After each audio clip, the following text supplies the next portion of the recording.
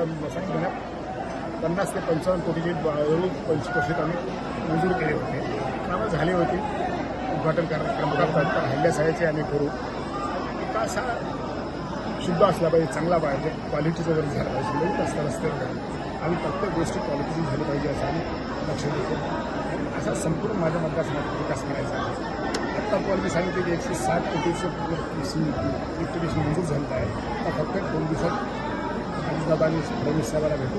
त्याची वर्कआउट झाली की ते शिक्षणाचे प्रकल्प मोठे सांगितलं सगळं त्याची मंजूर केली तर ह्या वेळेस तर होणार नाही. ज्या ज्या गोष्टी 100 फटाचं हॉस्पिटल आणलं आम्ही मानले, 4 PHC मंजूर केल्या, 2 ठिकाणी झाल्या, पाचवडीला झाली, असं तर 3 PHC मंजूर करून लागल्या. लोकांचं आरोग्य चांगलं राहायला पाहिजे, शेतकऱ्याला पाणी मिळालं पाहिजे, गोरगरिबाला रोजगार मिळाला पाहिजे, महिलांचं सक्षमीकरण झालं पाहिजे आणि सगळ्या जाती धर्मातल्या लोकांना पुढे नेलं पाहिजे.